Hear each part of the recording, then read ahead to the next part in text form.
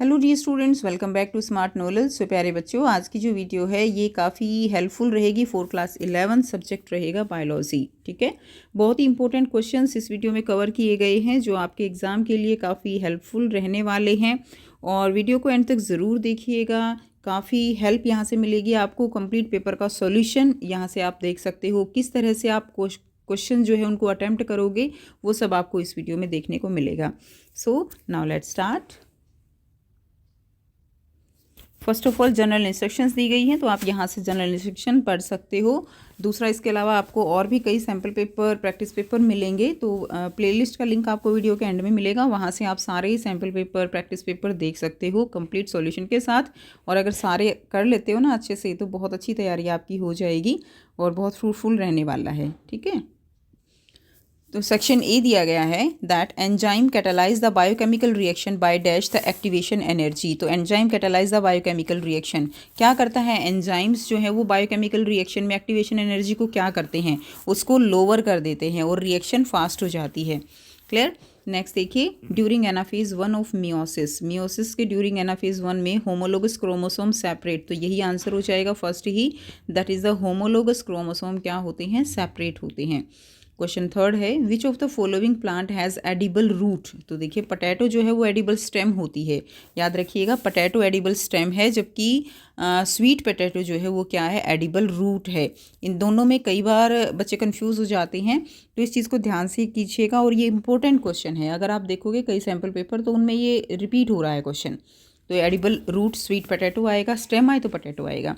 Which one of the following belongs to a family मिसैडी। ठीक है, तो इस फैमिली से कौन बिलोंग करता है ये आपको बताना है। तो इस फैमिली से बिलोंग करती है हाउस फ्लाई। नेक्स्ट देखिए, in frog mesorchium is a thin fold of membrane extending between. तो किस किस की एक्सटेंडिंग है ये? किडनी और टेस्टिस के। डी इसका आंसर हो जाएगा। अगला क्वेश्चन है, a conjoint and open vascular bundles will be observe in the transverse section of. तो conjoint and open vascular bundle किस में ऑब्जर्व होता है? In the TS of dicot root. Dicot root. Which of the following is a mismatch pair. यहाँ पे mismatch pair कौन सा है ये आपको बताना है। तो यहाँ पे मिसमैच पेयर जो है आपका ये हो जाएगा, बी आंसर रहेगा, कॉम्प्लेट्स एंड मोलस्का। बाकी सारे पेयर जो हैं वो ठीक हैं। Which of the structure in frog receive sound signals. कौन सा जो है इसमें साउंड सिग्नल रिसीव करता है? तो टिम्पैनम क्या करता है? साउंड सिग्नल रिसीव करता है। नेक्स्ट देखिए, ये जो है ईयर का पार्ट है।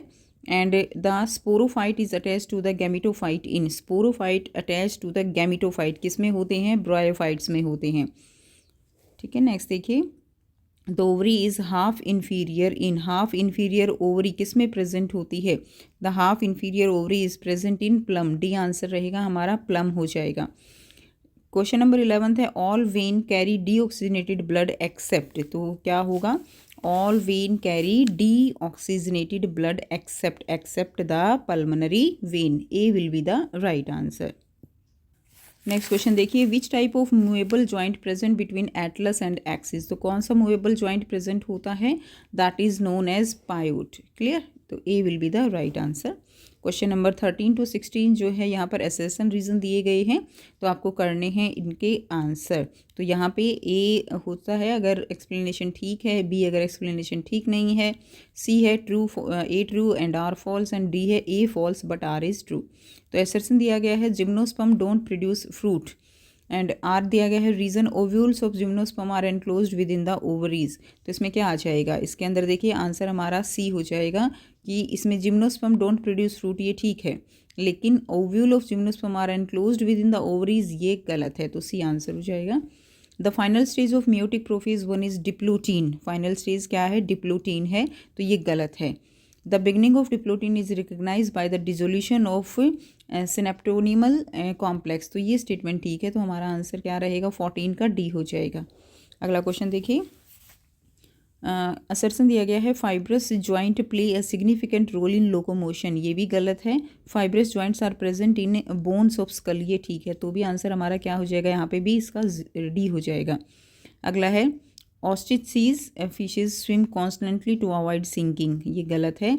Air bladder is present in fish of class Osteichthyes, तो ये हमारा स्टेटमेंट ठीक है, उनके अंदर एयर ब्लैडर प्रेजेंट होते हैं, तो इसका आंसर भी हमारा डी हो जाएगा।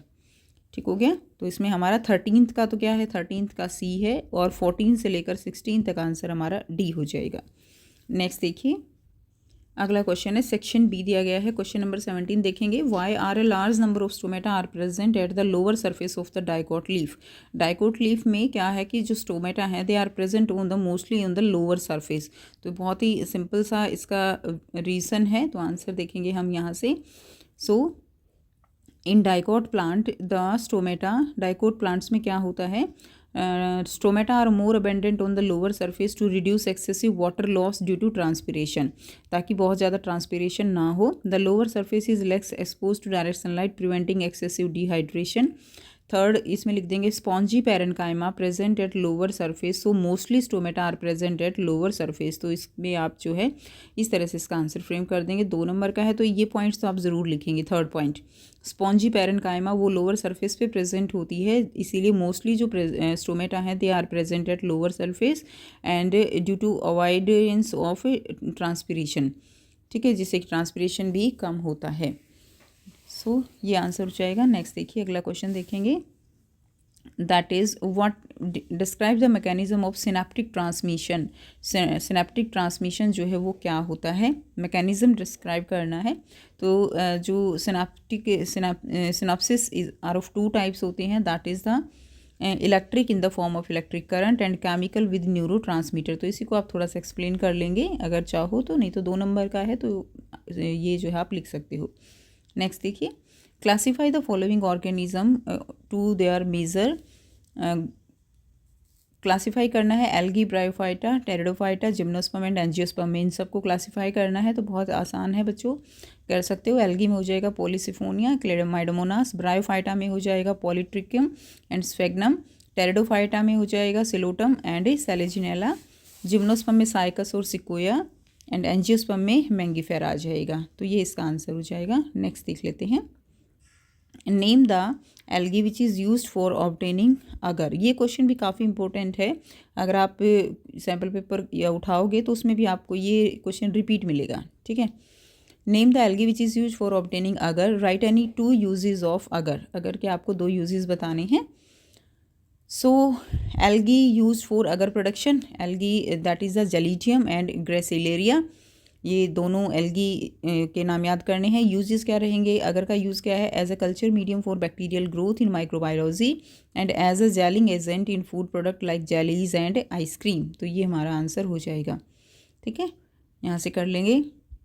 तो बच्चों जितने भी पेपर आपको कराए जाएँ वो सारे बहुत अच्छे से कीजिए, बहुत अच्छी तैयारी आप कर सकते हो। नेक्स्ट देखिए, क्वेश्चन 20 है, define a taxon. What happen to the number of individuals and number of shared character as we go up to the taxonomical hierarchy. तो अगर हम ऊपर की तरफ जाते हैं तो क्या इफेक्ट होगा। तो टैक्सॉन की डेफिनेशन दे दीजिए। A taxon is a unit in the biological classification system such as species, genus, family, इस तरह से हम उनको डिवाइड करते हैं ना, तो वो इसी को क्या कहते हैं, हम टैक्सॉन बोलते हैं। चेंज इन टैक्सोनॉमिक हायरची अगर हम करते हैं, as we move up the hierarchy, अगर हम अप की तरफ जाते हैं, the number of individuals increases. ठीक है, तो जैसे कि अगर हम जो है प्लांटी की बात करें तो उसमें बहुत सारी चीज़ें आ जाएंगी। जैसे जैसे हम क्लासिफिकेशन करते हुए नीचे आते हैं तो नंबर ऑफ जो इंडिविजुअल्स हैं वो डिक्रीज़ होते हैं, लेकिन ऊपर की तरफ नंबर ऑफ इंडिविजुअल्स इंक्रीज़ होते हैं, but the number of shared characteristic decreases. ठीक है, तो नंबर ऑफ शेयर्ड कैरेक्टरिस्टिक वो क्या हो जाती हैं, एक बड़ी क्लास हो जाती है, तो कैरेक्टर को हम कम स्टडी करते हैं, एक कॉमन सी चीज़ें ज़्यादा देखते हैं। तो ये इसका आंसर रहेगा। नेक्स्ट देखिए, अगला क्वेश्चन है, name the factors that favour the dissociation of oxy haemoglobin in the tissue. कौन कौन से फैक्टर हैं विच जो फेवर करते हैं टिश्यू के ऑक्सी हीमोग्लोबिन को डिसोसिएशन करने में। तो इसका आंसर हमारा हो जाएगा दैट नंबर 1 क्या रहेगा, number 1 is the low partial pressure of oxygen, oxygen का low partial pressure. Second, high partial pressure of carbon dioxide, high H positive ion concentration, increase in temperature and low pH। ये सारे factor हो जाएंगे। ठीक है, next question देखेंगे, अगला question है सेक्शन सी दिया गया है, name the most abundant enzyme in the world. ये भी काफ़ी इंपॉर्टेंट क्वेश्चन आपका है, most enzyme abundant enzyme in the world. तो कौन सा एंजाइम है वर्ल्ड का सबसे most abundant? That is ribulose one five bisphosphate carboxylase oxygenase. ठीक है, बहुत इजी सा नाम है, राइबोलोज 1,5-बाइफॉस्फेट कार्बोक्सिलेज ऑक्सीजनेज। इसको याद कीजिए, Rubisco. Clear, Rubisco. Next question देख लेते हैं, give one difference between apo enzyme and को एंजाइम। एक डिफरेंस बताना है एपो एंजाइम और को एंजाइम में। तो जो ये एपो एंजाइम है that is a protein part of an enzyme, enzyme का प्रोटीन पार्ट होता है, इनएक्टिव विदाउट अ को फैक्टर। ठीक है, इनएक्टिव विदाउट अ को फैक्टर, एक को फैक्टर के बिना ये इनएक्टिव है, एक्टिव स्टेट में जब आता है जब एक को फैक्टर इसको मिल जाएगा। को एंजाइम क्या होता है? एक नॉन प्रोटीन ऑर्गेनिक मॉलिक्यूल होता है दैट असिस्ट एंजाइम फंक्शन। ठीक है, तो जो एंजाइम फंक्शन को असिस्ट करता है, तो ये एक को फैक्टर की तरह काम करता है। क्लियर।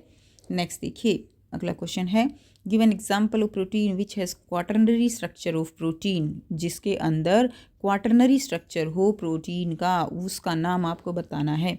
तो क्या हो जाएगा? Haemoglobin, having a quaternary structure of protein, haemoglobin. ठीक है, अगला question, question number 23, answer the following, name the stress hormone found in plants.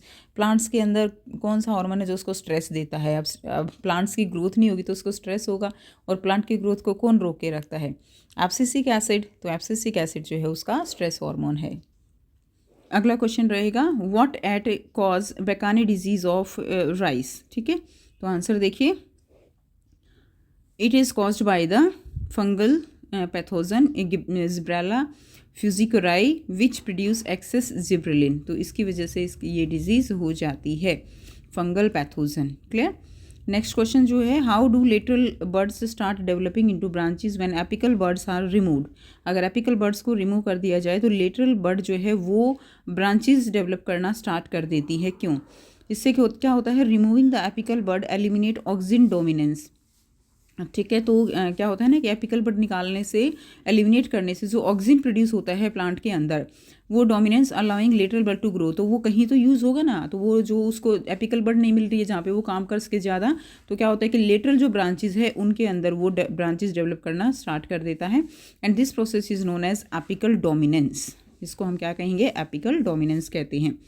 अगला क्वेश्चन देखिए, नेक्स्ट क्वेश्चन दिया गया है, explain how counter current mechanism contribute to concentrate urine in human kidney. तो counter current mechanism कैसे कंट्रीब्यूट करता है to concentrate urine in human kidney. ठीक है, तो आंसर देख लेंगे बच्चे, the loop of Henle in the nephron help in creating the osmotic gradient. जो लूप ऑफ हैनल है वो उससे ये स्टार्ट होता है process, and the descending limb जो है allow water absorption while the ascending limb activity transport ions but it is impermeable to water. The mechanism along with the vasa recta concentrate urine by reabsorbing water from the collecting duct. Clear? तो ये इसका answer हो जाएगा, और आप अपनी language में अपने तरीके से जो आपने याद किया हुआ है उसके अकॉर्डिंग भी आप लिख सकते हो। कई बार होता है कि बच्चों को अपनी लैंग्वेज में लिख के उसको लिखना ज़्यादा इजी रहता है, तो वो भी आप इसमें देख लेना। ठीक है, अगला क्वेश्चन देखिए, what right any 4 difference between annelid and arthropoda. Annelid और आर्थ्रोपोडा में आपको 4 डिफरेंस बताने हैं, वेरी इजी। तो यहाँ से इसका आंसर कर लेंगे, एनिलिडा और आर्थ्रोपोडा में डिफरेंस क्या हो जाएगा? एनिलिडा देखिए, body divided in metamers and body divided into head, thorax and abdomen. इसमें क्लोज सर्कुलेशन होता है, इसमें ओपन सर्कुलेशन होता है। इन दोनों में डिफरेंस भी जरूर कीजिएगा, क्लोज सर्कुलेशन और ओपन सर्कुलेशन में क्या डिफरेंस होता है, ये भी क्वेश्चन आपका इंपॉर्टेंट बन जाता है। HB dissolved in plasma and this is hemolymph. Respiration bye moist skin से होती है, and respiration bye book gills and book lungs and trachea से। इसके अंदर नेफ्रीडिया होते हैं एक्सक्रीशन के लिए, और इसके अंदर मेलपिगिन ट्यूब्यूल्स होते हैं एक्सक्रीशन के लिए। ठीक है, अगला क्वेश्चन देखिए, name the sucking ectoparasite of annelida. तो क्या होगा? सकिंग एक्टोपैरासाइट कौन सा है? हिरुडो। नेक्स्ट देखिए, an RH negative women is carrying an RH positive foetus. अब RH नेगेटिव वुमेन है और उसका जो फीटस है वो क्या है? RH पॉजिटिव है फॉर सेकेंड टाइम ऐसा हो रहा है। Describe the consequence of RH incompatibility in this case. तो आपको RH के क्या इसके अंदर इनकम्पैटिबिलिटी रहेगी, उसके कॉन्सिक्वेंसेज आपको यहाँ पे बताने हैं। तो यहाँ से इसका आंसर करेंगे। देखिए फर्स्ट टाइम क्या होता है कि फर्स्ट प्रेगनेंसी में जो आर एच पॉजिटिव ब्लड है फीटस, का, ठीक है, may enter to the mother R H negative blood stream. तो आर एच नेगेटिव में कुछ एंटर कर जाता है। अब डिफरेंट टाइप का ब्लड होता है तो क्या होता है कि वहाँ पे एंटीबॉडी जनरेट हो जाती हैं, ट्रिगिंग एन इम्यून रिस्पॉन्स। ये बॉडी का एक मैकेनिज्म है कि अगर फॉरेन उसको कुछ दिखता है तो क्या होता है कि वो एंटीबॉडी फॉर्मेशन कर लेता है। The mother immune system produce an anti R H antibodies in the second pregnancy. अब सेकेंड प्रेगनेंसी में क्या होगा, कंडीशन ऑफ अराइथ्रोब्लास्टोसिस फिटेलिस, ये इंपॉर्टेंट बुलेट पॉइंट है जो आप लिखेंगे। Erythroblastosis fetalis occur, these antibodies attack the R H positive fatal red blood cells. अब जो आर एच नेगेटिव मदर क्या है, आर एच नेगेटिव है, इसकी जो एंटीबॉडी होंगी वो किस पे अटैक करेंगी, वो आर एच पॉजिटिव जो फीटस है उस पर अटैक करेंगी, क्योंकि वो ऑलरेडी उसको पहचान चुकी हैं। Clear. And it lead to hemolytic disease of the new born baby, जिसको हम हीमोब्लास्टोसिस फिटेलिस बोलते हैं, which may cause severe anaemia, jaundice और इवन फैटल डेथ। तो ये इसका आंसर हो जाएगा। नेक्स्ट देखिए अगला क्वेश्चन दिया गया है, that is what are the characteristics features of euglenoids. Euglenoids की कैरेक्टरिस्टिक फीचर्स क्या रहेंगी। So it is unicellular and flagellated organisms, lack a cell wall but have a protein rich pellicle for flexibility. It can photosynthesize in sunlight and act as heterotroph in darkness. It found in freshwater habitat. And example क्या रहेगा, Euglena का example आप इसमें देख सकते हो। तो ये सिंपल सी जो है कैरेक्टरिस्टिक्स है जो आपको ऑलरेडी याद होनी चाहिए। नेक्स्ट क्वेश्चन देखते हैं। और में दिया गया है that is explain any 3 major group of protozoans with an example of each. और में दिया गया है that is 3 major group of protozoan with an example. तो मेन से मेजर ग्रुप कौन से रहेंगे, अमीबॉइड्स हो जाएगा, मूव यूजिंग सूडोपोडिया, जैसे कि अमीबा होता है प्रोटोजोआ में। और दूसरा क्या है, फ्लैजलेट्स होती हैं जिनमें फ्लैजला होता है, moving with flagella like Trypanosoma होता है। सीलिएट से कौन मूव करता है, लाइक सीलिया होता है, जैसे पैरामीशियम है तो इसके ऊपर ये क्या होते हैं, दीज आर सीलियाज। क्लियर, ये होते हैं, तो इनसे मूव करता है तो वो क्या है, वो पैरामीशियम हो जाएगा। बहुत ईजी सा इंपॉर्टेंट सा क्वेश्चन। अगला देखिए, give one difference between the hypogynous and perigynous flower. तो हाइपोगाइनस एंड पेरिगाइनस फ्लावर में एक डिफरेंस आपको बताना है। सो हाइपोगाइनस फ्लावर में ओवरी जो है वो क्या होती है, सुपीरियर होती है, for example mustard, but in perigynous flower ovary is half inferior and example क्या रहेगा, रोज रहेगा। नेक्स्ट देखिए अगला है, एक्सप्लेन द फॉलोइंग में stamen of brinjal called epipetalous, stamen of brinjal called epipetalous and stamen of lily called epiphyllous. इसको आपको explain करना है। तो इसको आप कुछ इस तरह से डिनोट कर सकते हो, इसको इस तरह से कर सकते हो। तो इसको हम देख लेते हैं। Epipetalous stamen in brinjal means stamens are attach to petals, ये पेटल से अटैच होती हैं। And epiphyllous stamen in lily में stamens are attach to perianth और टैपल। ये इसका आंसर हो जाएगा। तो यहाँ से आप इसको पढ़ लेंगे। ठीक है, नेक्स्ट देखिए अगला क्वेश्चन दिया गया है, question number 29 and these are the 30 are case based question. Each question has sub part with internal choice in one question. So a bioethanol production company has observed inconsistencies in the yield of bioethanol during fermentation process. Some batches show higher ethanol production while other have low yield. कुछ के अंदर बहुत ज़्यादा ethanol production हो गई, कुछ में बहुत कम थी, and impacting overall production efficiency. The company aims to investigate and optimize the fermentation condition to ensure consistent and maximum bioethanol output. ठीक है, तो जी अब आपको करनी है क्वेश्चन। तो देखिए फर्स्ट क्वेश्चन क्या है, briefly explain the fermentation process involve in bio ethanol production. तो ब्रीफली एक्सप्लेन करना है आपको फर्मेंटेशन प्रोसेस। तो इसको आप एक्सप्लेन कर सकते हो। सो फर्मेंटेशन होता क्या है, sugars are converted into ethanol and carbon dioxide by micro organism. बच्चों वाला क्वेश्चन, उसको हम क्या बोलते हैं, उसको हम फर्मेंटेशन कहते हैं। तो इसको आप थोड़ा सा और एक्सप्लेन करके लिख सकते हो। 2 नंबर में है तो थोड़ा सा और कर दीजिएगा एक लाइन। क्लियर, बाकी मेन बुलेट पॉइंट वही रहेगा। Identify key micro organism involve in converting sugar to ethanol. Key micro organism कौन सा है, तो ये माइक्रो ऑर्गेनिज्म का नाम हो जाएगा। पढ़ लेना बेटा इसको। ठीक है, नेक्स्ट देखिए question number C, what is the maximum alcohol content achieves through natural fermentation in common alcoholic beverage. तो मैक्सिमम एल्कोहलिक कंटेंट जो है जो नेचुरल फर्मेंटेशन से होता है इन कॉमन एल्कोहलिक बेवरेजेस वो कितना होता है, वो लगभग 13% होता है कॉमन में। ठीक है, अगला क्वेश्चन देखेंगे, name the enzyme involve in alcoholic fermentation. Alcoholic fermentation में कौन सा जो है एंजाइम इन्वॉल्व होता है, तो एंजाइम का नाम देखेंगे pyruvic and decarboxylase and alcohol dehydrogenase, ये एंजाइम का नाम हो जाएगा। नेक्स्ट क्वेश्चन देखेंगे, Rohan a school student was examining cells under a microscope during his biology lab session. Rohan जो कि स्कूल स्टूडेंट है एग्जामिन कर रहा है cells under a microscope during his biology lab session. He observe a particular cell dividing and noticed distinct stages during the process. He wants to explain mitosis to his lab partner but is a bit confused about the same aspect. ठीक है, describe metaphase and anaphase stage of mitosis. Mitosis की जो metaphase stage है और anaphase stage है वो आपको यहाँ पर डिस्क्राइब करनी है। सो मेटाफेज क्या है, that is the chromosome align at the cell's equator. Chromosomes align at the cell's equator.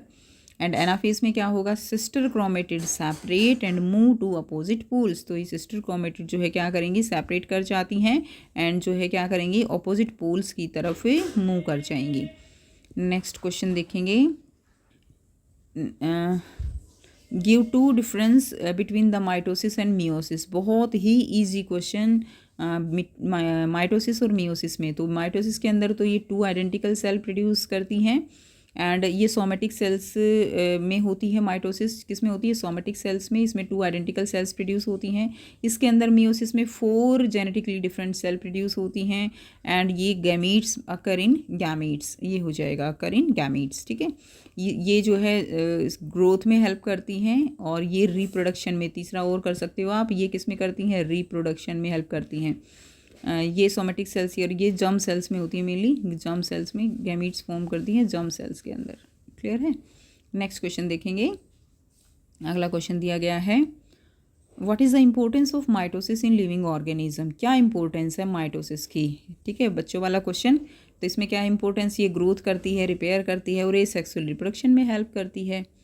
चलिए नेक्स्ट देख लेते हैं, और दिया गया है, what is quiescent phase of cell cycle. Quiescent phase जो है सेल साइकिल का कौन सा होता है, तो इसमें आंसर क्या रहेगा, क्विसेंट फेज होता है जब डिवीज़न बंद हो जाए। Quiescent phase resting phase where cells do not divide, जहाँ पे सेल्स जो है वो डिवाइड नहीं होती, रेस्टिंग फेज होता है, उसको बोलते हैं। अगला क्वेश्चन करेंगे, briefly describe any 5 hormones secreted by anterior pituitary and their function. 5 hormone secreted by anterior pituitary, कौन से 5 हार्मोन रिलीज़ करती है और उनके फंक्शन क्या हैं, ये आपको बताना है। तो आइए देख लेते हैं क्वेश्चन। तो यहाँ पे सबसे पहले आप लिखेंगे that is growth hormone, it stimulate the body growth. Growth hormone क्या करता है, स्टिमुलेट बॉडी ग्रोथ करता है, सेल रिप्रोडक्शन एंड रीजनरेशन। उसके बाद है TSH, thyroid stimulating hormone, it stimulate the thyroid gland to produce thyroid hormone T3 T4। अगला है एड्रीनोकॉर्टिकोट्रॉफिक हार्मोन ACTH। ठीक है, तो it stimulate the adrenal cortex to release cortisol. Next follicle stimulating hormone FSH, it regulate the development of ovarian follicle in female and sperm production in male. तो FSH का main function यही, जो gametes form होते हैं उनमें रहता है, during menstrual cycle रहता है in case of female. Luteinising hormone LH, तो ट्रिगर ओव्यूलेशन इन फीमेल, तो जो फीमेल के अंदर ओव्यूलेशन होता है ईच मंथ, उसमें इसका रोल रहता है LH का। And stimulate the testosterone production in males, उसको स्टिमुलेट करता है टेस्टिस मेल्स के अंदर टेस्टोस्टेरोन प्रोडक्शन में। तो ये इसका आंसर रहेगा। नेक्स्ट क्वेश्चन देखेंगे, अगला दिया गया है, briefly explain the location and structure of thyroid gland in our body. तो लोकेशन बतानी है और स्ट्रक्चर बताना है थायराइड ग्लैंड का इन our body.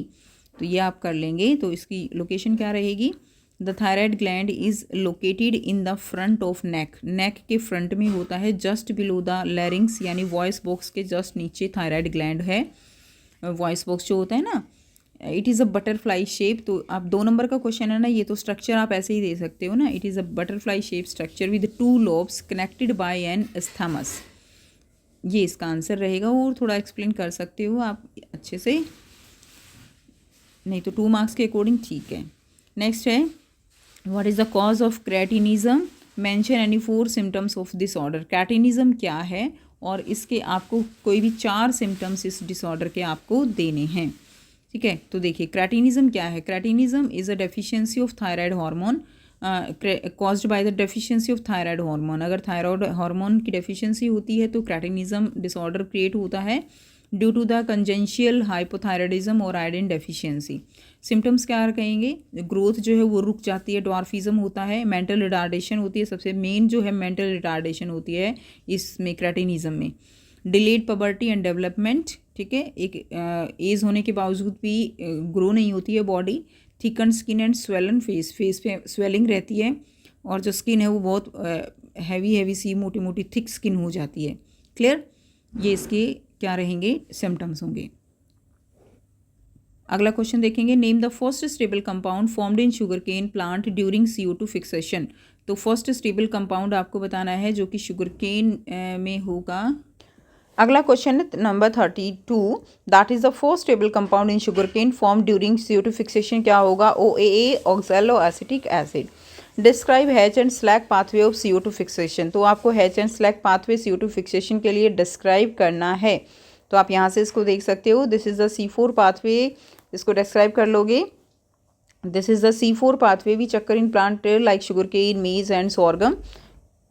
It minimize photorespiration and enhance CO2 fixation efficiency. इसके स्टेप्स क्या रहेंगे, CO2 fixation in mesophyll cells, CO2 combined with phosphoenolpyruvate PEP to form oxaloacetic acid. Second step हो जाएगा, जो OA है वो mallet में convert हो जाता है। OA is converted to malate which is transported to bundle sheath cells. उसके बाद डीकार्बोक्सिलेशन होता है बंडल शीथ्स के अंदर, ठीक है। Malate release CO2 which enter into the Calvin cycle and उसके बाद रीजनरेशन होता है that is in PEP and pyruvate return to mesophyll cells to regenerate PEP। तो ये पूरा एक पाथवे होता है, आप इसको डायग्रामेटिकली इसको दिखा देंगे। क्लियर है, तो नेक्स्ट देखिए अगला क्वेश्चन दिया गया है और में, where does non cyclic photophosphorylation takes place. Non cyclic photophosphorylation कहाँ होगा ये बताना है। तो आपको साथ साथ फोटोफॉस्फोरिलेशन प्रोसेस क्या है उसको डिस्क्राइब करना है। तीसरा क्वेश्चन पूछा गया है कि इसको कहते क्यों है फोटोफॉस्फोरिलेशन। तो आइए तीनों के आंसर देख लेते हैं। तो इसमें क्या होगा, दैट इज़ द लोकेशन क्या है, it occur in thylakoid membrane of chloroplast. तो ये जो नॉन साइक्लिक फोटोफॉस्फोरिलेशन है ये थाइलाकॉइड मेम्ब्रेन में होता है और क्लोरोप्लास्ट की। प्रोसेस क्या रहेगा, first of all light energy जो है वो क्या करती है, excite electron in photosystem 2। Electron move through the electron transport chain ETC producing the ATP produce करती है। And electron reach photo system 1, यानी उसके बाद क्या होता है, इलेक्ट्रॉन जो कहाँ पहुँचते हैं वो PS1 के पास पहुँचते हैं, एनर्जाइज्ड हो जाते हैं and are used from NADPH। Water molecule क्या करता है, स्प्लिट करता है to replace the lost electron releasing oxygen as a by product. तो ये इसमें पूरा प्रोसेस रहता है, स्टेप बाय स्टेप दिया गया है। तो आप यहाँ से पढ़ लेंगे, इसको समझ में आपको बिल्कुल अच्छे से आया ही हुआ होगा। Why it is called the non cyclic, इसको हम नॉन साइक्लिक क्यों कहते हैं, electrons don't return to their original source. Electron जो है वो अपने ओरिजिनल सोर्स पे रिटर्न नहीं करते हैं but are use to form NADPH making the process linear. ठीक है, तो ये इसका आंसर हो जाएगा, इसलिए इसको नॉन साइक्लिक कहा जाता है। ओरिजिनल सोर्स पर नहीं लौट कर आते हैं PS2 पे but are use to form NADPH making the process linear. ये इसका आंसर रहेगा। नेक्स्ट क्वेश्चन देख लेते हैं। Classify the plastid on the basis of the pigment present in them and state the function. State the function of each type. Classify the plastid on the basis of pigment present in them and state the function of each type. तो plastid कितने type का होता है और उनमें क्या function रहता है उनका, वो सब आपको एक्सप्लेन करना है। तो देखिए प्लास्टिड जो है वो कितने टाइप का होगा, chloroplast, it trap light energy for photosynthesis. Chromoplast में क्या होता है कि पेटल्स में प्रेजेंट होता है, skin of fruits which attract pollinator, colourful जो होता है ना। थर्ड है ल्यूकोप्लास्ट, ये कलरलेस प्लास्टिड होता है जो कि फूड स्टोर करता है। अब ल्यूकोप्लास्ट भी 3 टाइप का होता है, दैट इज अमाइलोप्लास्ट जो कि स्टार्च को स्टोर करता है, ठीक है, इलायोप्लास्ट जो कि फैट को स्टोर करता है और एलुरोप्लास्ट जो प्रोटीन को स्टोर करता है। तो ये डायरेक्ट बुलेट पॉइंट्स आपको दिए गए हैं, इनको ज़रूर कीजिएगा। अगला क्वेश्चन समझते हैं। Draw a well label diagram of typical chloroplast. Chloroplast का डायग्राम आपको देना है। तो यहाँ से आप क्लोरोप्लास्ट का डायग्राम दे देंगे, ठीक है। तो इसमें ये आउटर मेम्ब्रेन हो जाएगी, this is the inner membrane, ये क्या रहेगी, ये इनर मेम्ब्रेन हो जाएगी, दीज आर ग्रेनम, ठीक है, and these are thylakoids, and ये स्ट्रोमा, लैमेला, एंड ये सब आप इसमें स्ट्रोमा लैमेला हो जाएगा, ये स्ट्रोमा है सारा, ये हो जाएगा क्लोरोप्लास्ट का स्ट्रक्चर। नेक्स्ट क्वेश्चन देखिए, हु प्रपोज द, अगला क्वेश्चन और में दिया गया है, who propose the fluid Mosaic model of plasma membrane, किसने दिया था प्लाज्मा मेम्ब्रेन का fluid Mosaic model, and describe the fluid Mosaic model of plasma membrane with the help of label diagram. तो मॉडल किसने दिया था और डायग्राम के साथ आपको एक्सप्लेन करना है। तो it is proposed by Singer and Nicolson, 1972 में ये दिया गया था। तो plasma membrane is composed of phospholipid bilayer with the embedded protein that move freely making it fluid, clear. Next, integral and peripheral protein help in transport and cell signalling, जो cell signal है उसमें help करता है integral and peripheral protein. And cholesterol molecule provide stability to the membrane, cholesterol जो है वो stability provide करता है।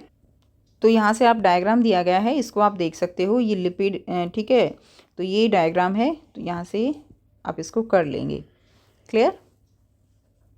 तो ये था students complete paper. I hope सभी बच्चों को सारे क्वेश्चंस क्लियर हैं, ठीक है। और अगर वीडियो अच्छी लगी हो, आपको लगता हो कि वीडियो आपके लिए फ्रूटफुल रही है, तो इसको लाइक कीजिए, शेयर कीजिए और सपोर्ट कीजिए चैनल को सब्सक्राइब करके। इस तरह के आपको कई सैम्पल पेपर मिलेंगे, जो आपकी स्क्रीन पर अभी प्लेलिस्ट का लिंक आया हुआ है, इस पर क्लिक कीजिए और यहाँ पर आपको जो बायो है इसके और भी सैम्पल पेपर मिलेंगे, और भी प्रैक्टिस पेपर मिलेंगे, बहुत इंपॉर्टेंट क्वेश्चंस मिलेंगे, तो वो आप कर सकते हो। सो मिलते हैं नेक्स्ट वीडियो में, till then take care, bye bye and best of luck for your exam.